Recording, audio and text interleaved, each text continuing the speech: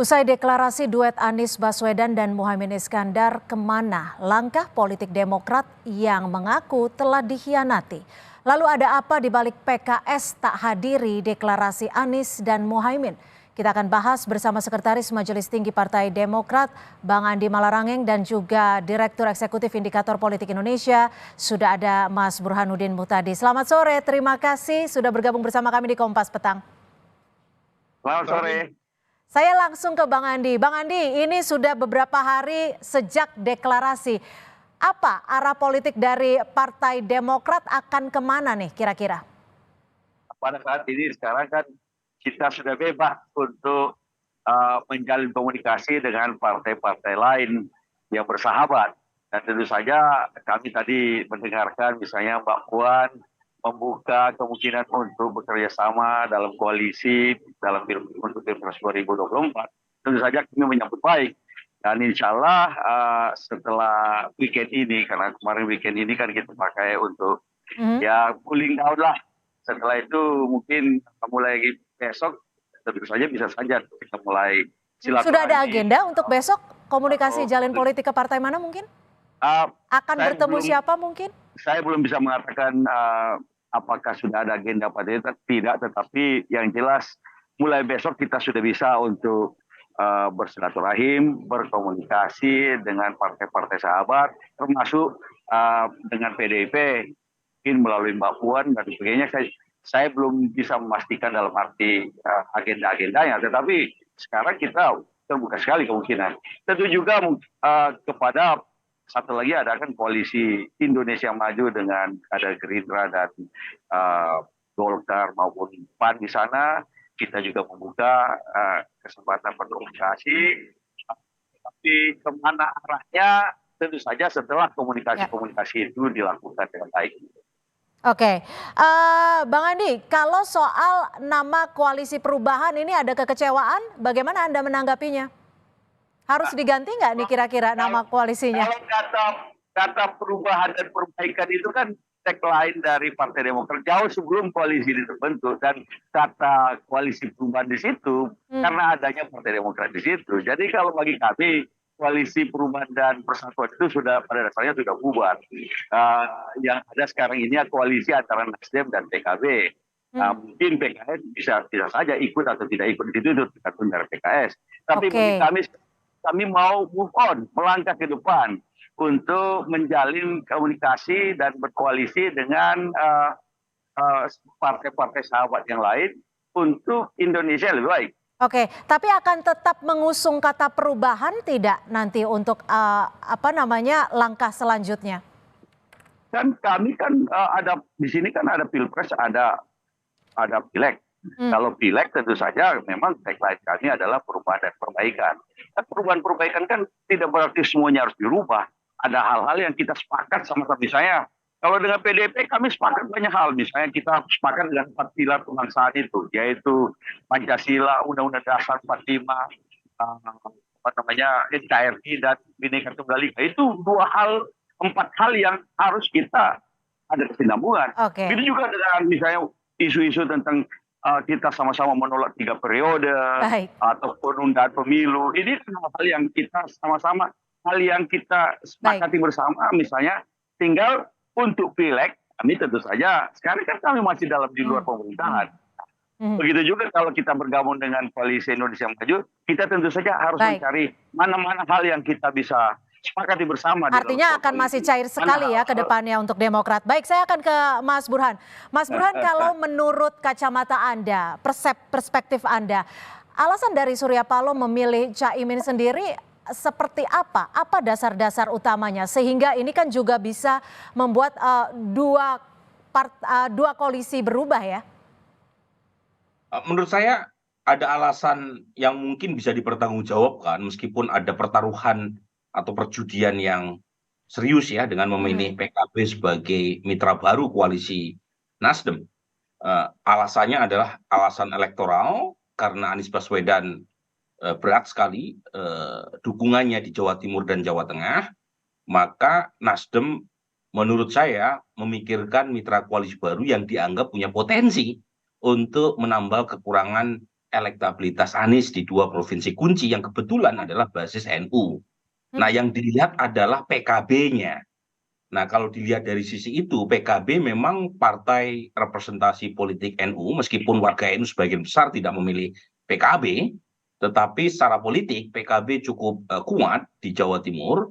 Tetapi ketika yang disodorkan adalah ketua umumnya, Muhaimin Iskandar, menurut saya problematik karena Gus Muhaimin bahkan tidak dipilih oleh konstituen PKB sendiri.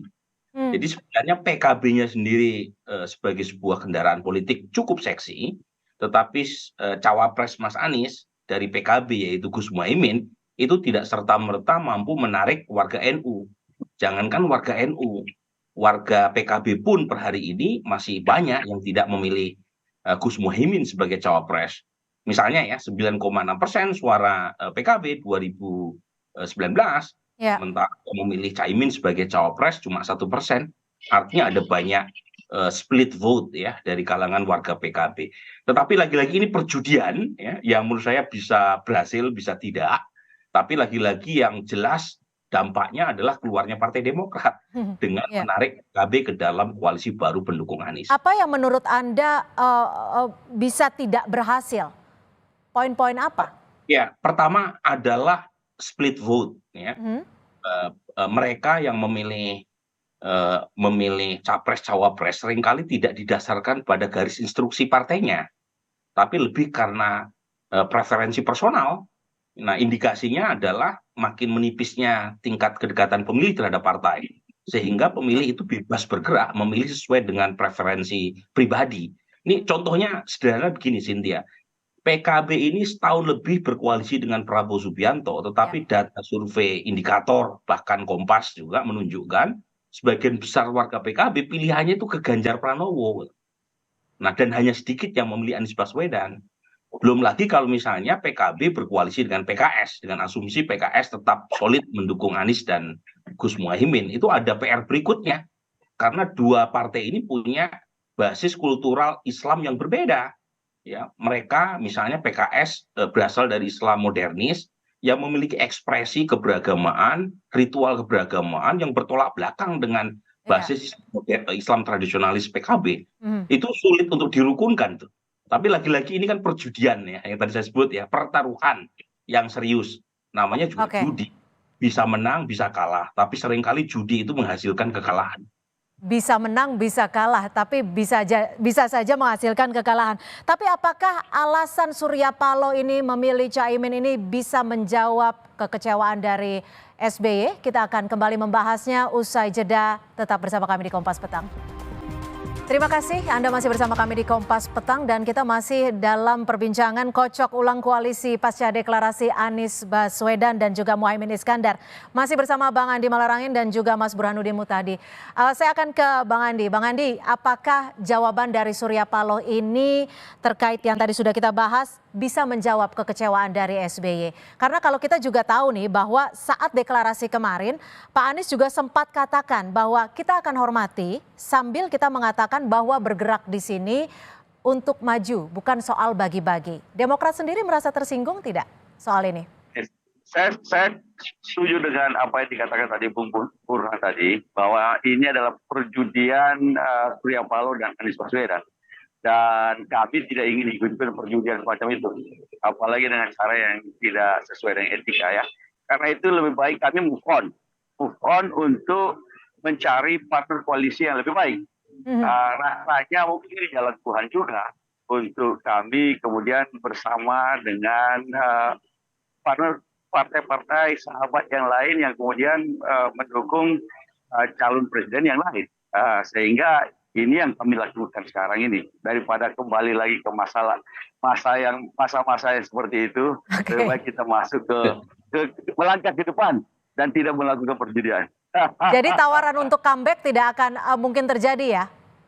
Masa kita mau ke sana lagi? Sudah meninggalkan kita, bukan kami yang meninggalkan loh, mereka yang meninggalkan kami, dan karena tetapi namanya politik ya begini adalah rupanya, dan lebih baik kami melangkah ke depan, segera akan membuka komunikasi dengan pihak-pihak sahabat yang lain.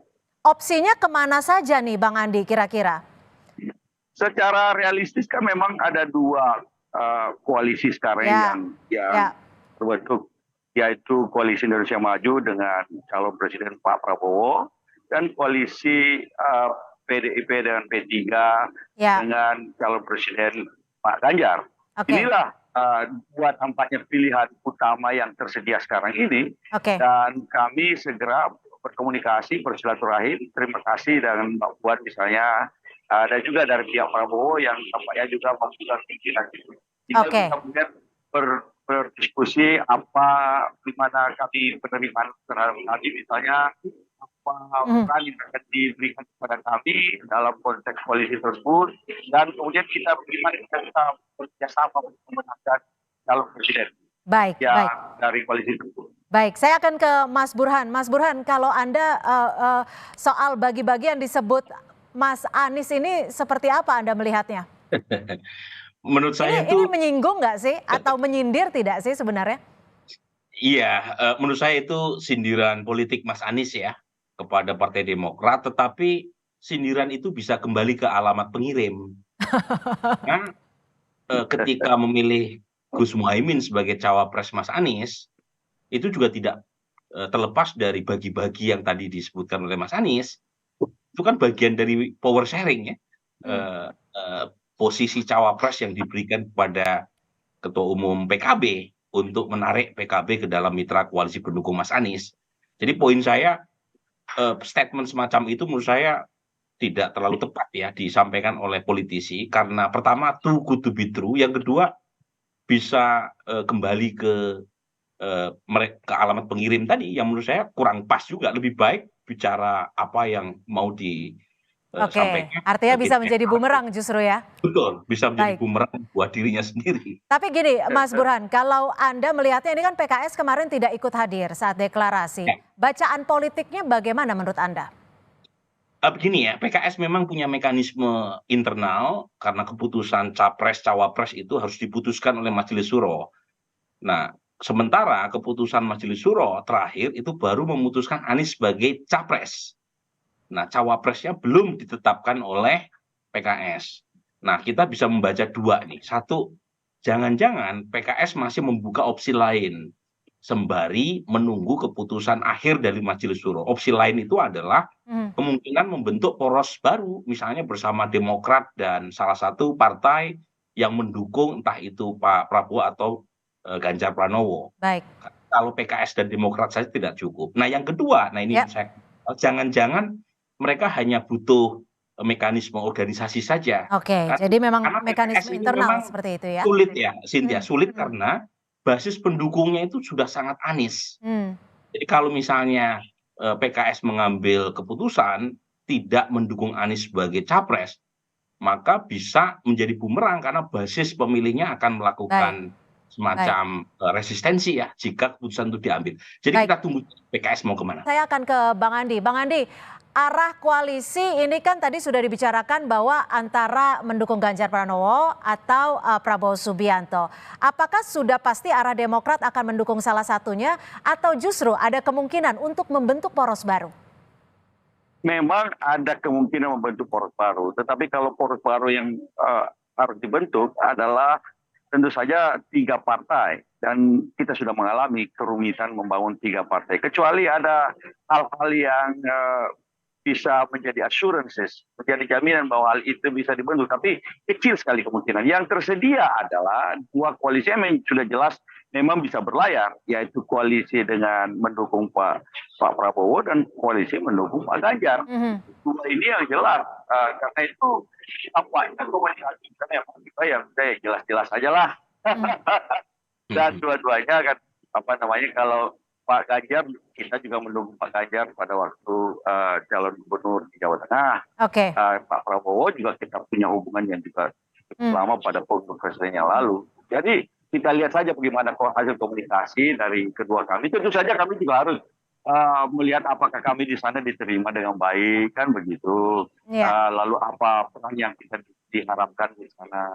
Setelah itu baru kemudian kembali ke Majelis Tinggi Partai Demokrat untuk dibicarakan dan diputuskan. Demikian. Baik, tapi kalau untuk arah strategisnya, bacaannya kira-kira akan kemana? Singkat saja. Belum bisa kalau kita belum komunikasi. Sampai sekarang kan belum komunikasi. Artinya baru besok lah kira-kira. Kemarin kita selama pekan ini, akhir pekan ini kita cooling down. Mulai besok. Oke. Baik, baik. Tadi kami sebelumnya juga meminta maaf karena sempat akan kami sampaikan pernyataan dari Anies Baswedan dan juga Muhaimin Iskandar, namun ada kesalahan teknis. Kami akan coba kembali menampilkan. Tapi saya akan ke Mas Burhan. Mas Burhan, kalau Anda melihatnya politik ke depan ini akan seperti apa? Karena kalau dilihat ataupun didengar bersama, Bang Andi kayaknya sudah akan move on, sudah legowo. Menurut Anda? Ya, memang kemungkinan munculnya poros baru ada, tetapi kecil karena mensyaratkan jumlah peserta yang tidak sedikit. Nah, menurut saya memang pilihan buat Partai Demokrat yang tersedia sekarang itu tinggal dua. Ke koalisi Prabowo Subianto, saya kira Partai Demokrat punya pengalaman sebelumnya mendukung Pak Prabowo di Pilpres 2019 dan tidak ada hambatan serius terkait dengan komunikasi antara Pak Prabowo dengan Pak SBY. Pak Prabowo bahkan pernah mendatangi Pak SBY di Pacitan. Sementara dengan PD Perjuangan, memang PR-nya tinggal apakah Ibu Mega bisa menerima Pak SBY atau tidak. Kalau misalnya Pak SBY bisa diterima dengan baik, komunikasi antar putra-putri beliau berdua kan baik. Ya, Tapi ya. kita tunggu adalah bagaimana dengan Ibu Meganya. Dan tentu saja buat Partai Demokrat yang paling dilihat adalah siapa di antara Baik, kedua ini yang punya potensi menang.